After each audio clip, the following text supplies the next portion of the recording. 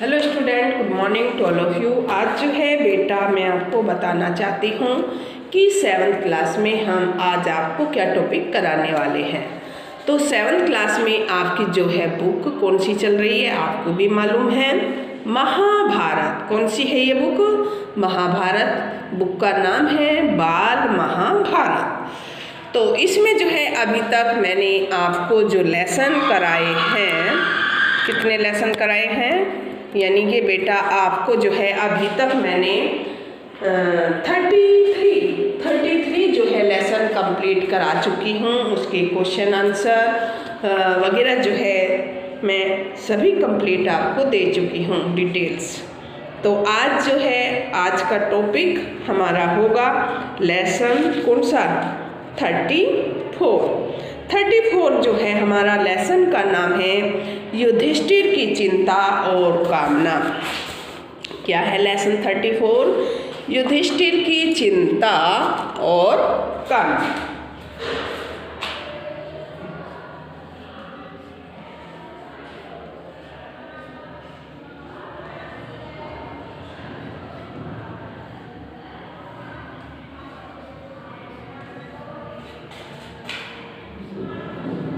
युधिष्ठिर की चिंता और कामना।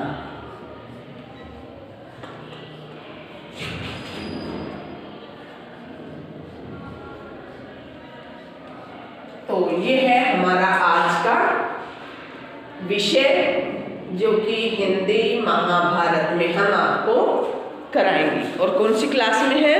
यानी कि सेवन्थ क्लास में। सेवन्थ क्लास में चैप्टर 34 युधिष्ठिर की चिंता और कामना। तो इसमें जो है बेटा आप सभी लेसन जो है 34 निकालिएगा बुक में। अपनी बुक में जो है लेसन 34, इसके बारे में मैं पूरी डिटेल्स और कुछ वर्ड मीनिंग जो डिफ़िकल्ट है आपको पता नहीं लगती हैं, तो उनके बारे में मैं आपको पूरी जानकारी दूंगी। ठीक है। तो सबसे पहले जो है इसमें 34 लेसन जो है मैं आपको, यानी कि युधिष्ठिर की चिंता और कामना, तो ये निकालेंगे। निकालिएगा, बुक निकालिए अपनी, और बुक में जो है साथ साथ कार्य करते हुए आगे बढ़ेंगे हम। तो इसमें जो है बेटा 34 लेसन में जैसे मैं आपको बता रही थी कि इसके बारे में मैं आपको बताऊंगी।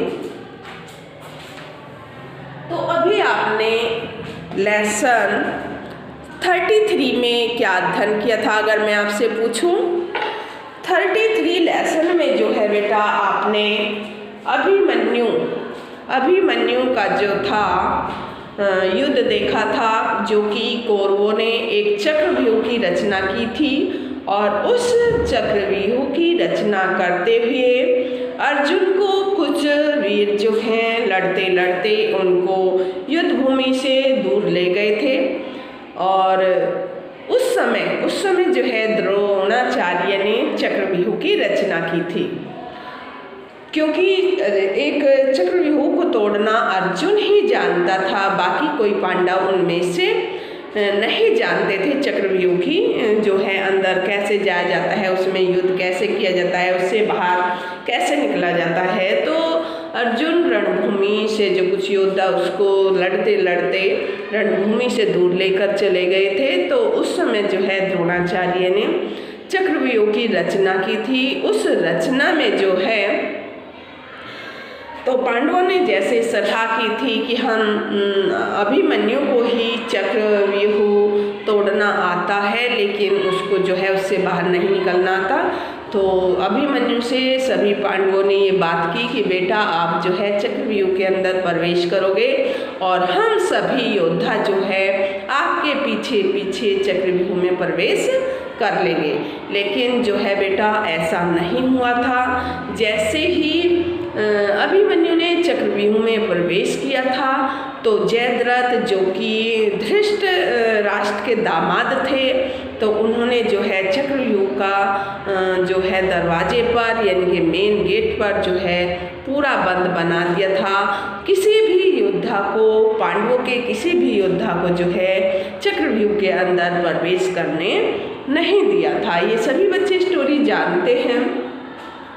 तो ये किसने किया था, यानी कि जयद्रथ ने उनका रास्ता रोक लिया था अंदर जाने के लिए।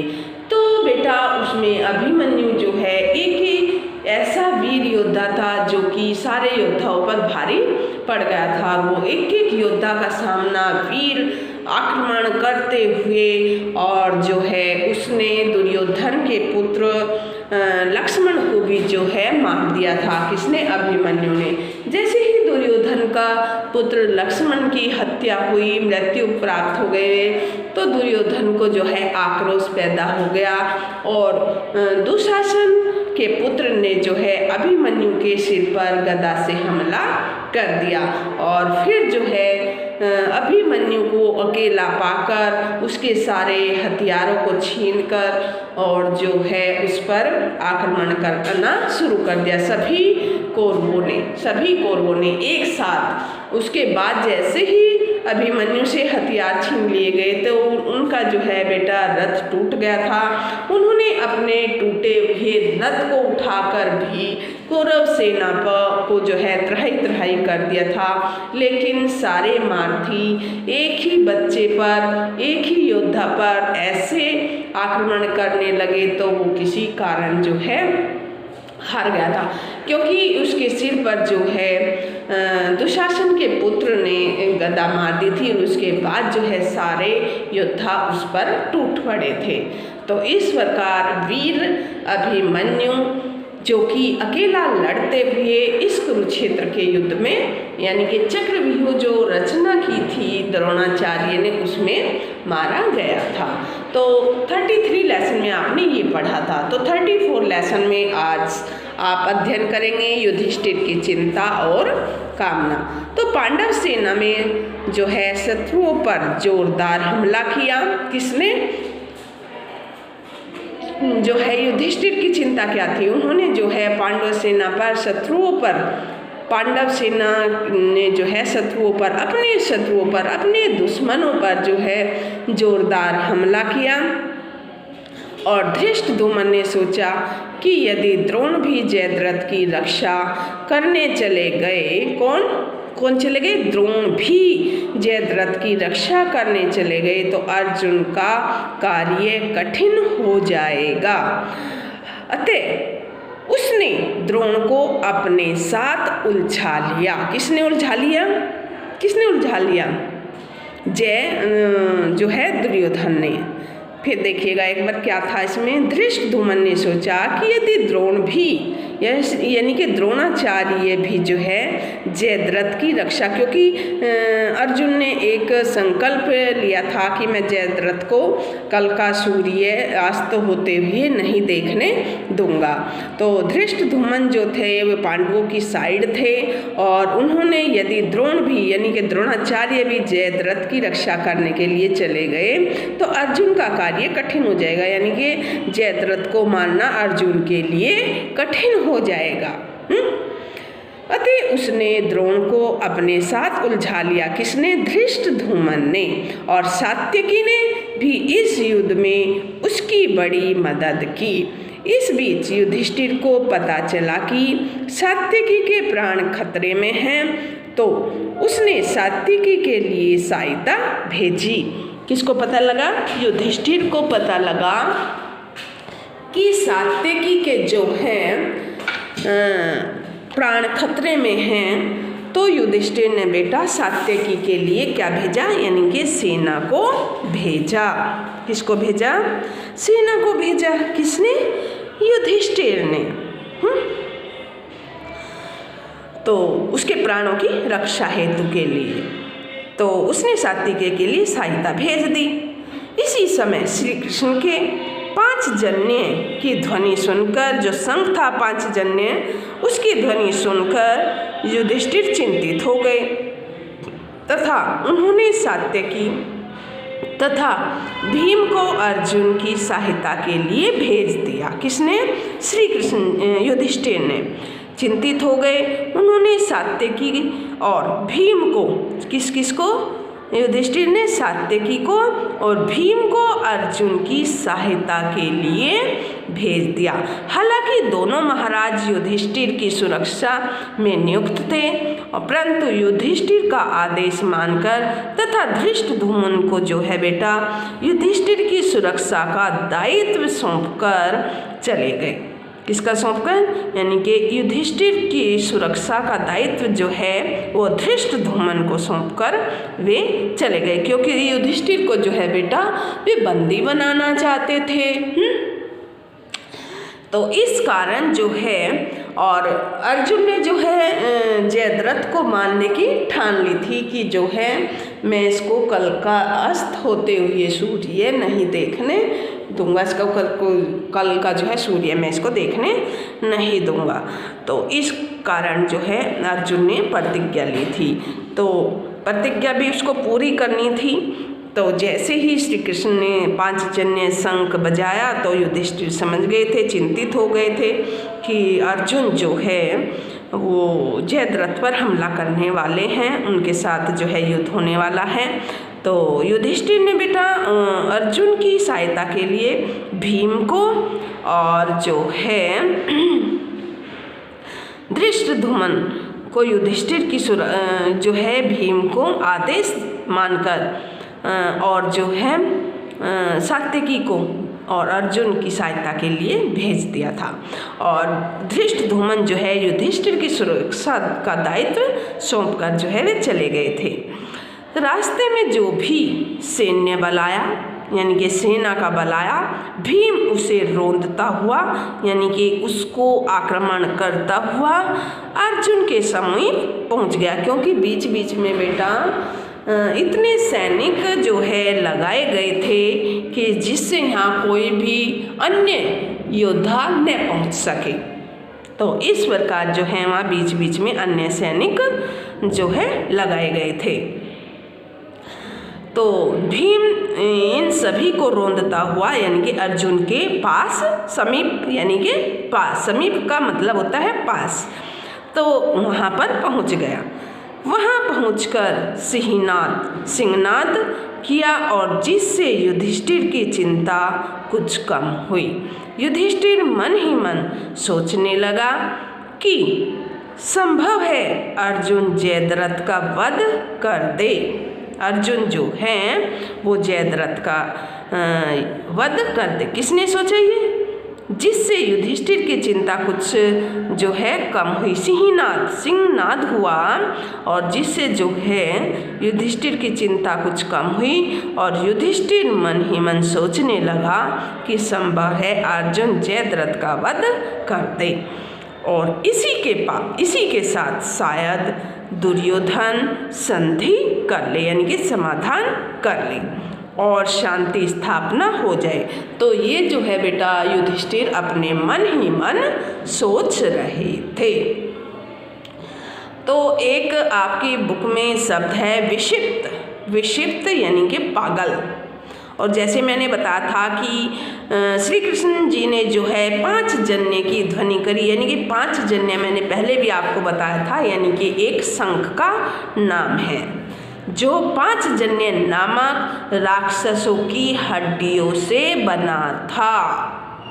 जन्य यानी कि जन, 5 राक्षसों की हड्डियों से ये शंख बना था, 5 जन्य। इसका मैंने आपके सामने जिक्र किया था कि श्री कृष्ण ने 5 जन्य शंख से जो है ध्वनि की और युधिष्ठिर चिंतित हो गए थे, यानी कि आक्रमण होने वाला था। और प्रण यानी कि प्रतिज्ञा होती है। बैरी किसको कहते हैं? यानी कि दुश्मन को कहा जाता है बैरी। संग्राम, युद्ध, महासंग्राम, महाभारत, तो उसे जो है युद्ध को कहते हैं। विलक्षण यानी कि अद्भुत, विलक्षण शक्ति यानी कि अद्भुत शक्ति। तो ये जो है मैंने अभी आपको कुछ डिफ़िकल्ट वर्डों के अर्थ बताए, ये आपको हमेशा याद रखने हैं कि 5 जन्य क्या है। 5 जन्य जो है 5 राक्षसों की हड्डियों से बना हुआ शंख, 5 राक्षसों की हड्डियों से बना हुआ शंख है, जिसको 5 जन्य कहते हैं। एक बार इसका अध्ययन करेंगे सभी। अभी तक मैंने आपको क्या क्या बताया है, फिर मैं आगे बताऊंगी आपको।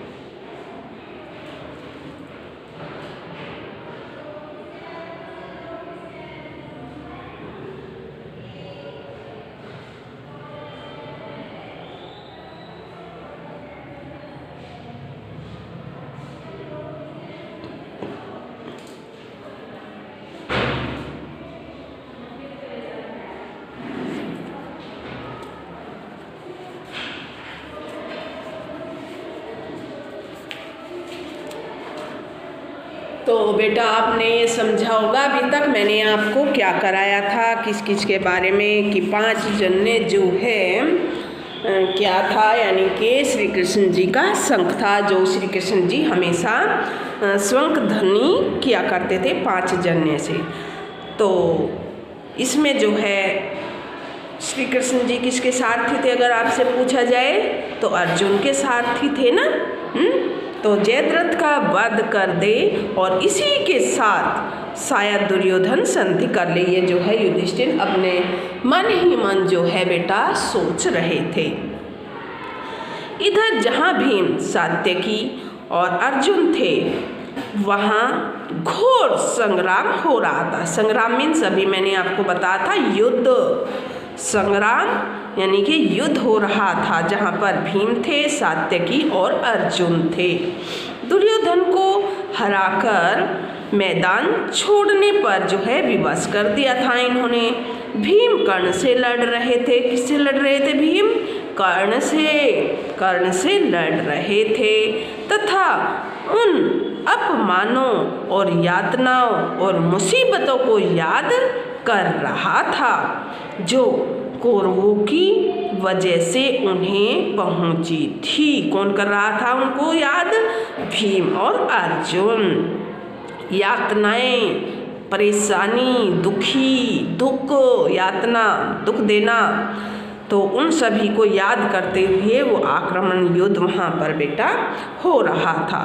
भीम भी आसानी से मार सकता था। भीम को